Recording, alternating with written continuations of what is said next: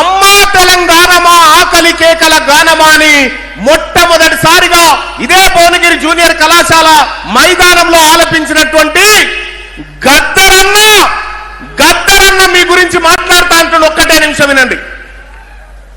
ఈ భువనగిరి సభల మళ్ళా నా తెలంగాణ బిడ్డలను గెలుచుకోవడం చూస్తుంటే 1997లో జరిగిన దగాపడ్డ తెలంగాణ సభ యాదొస్తుంది.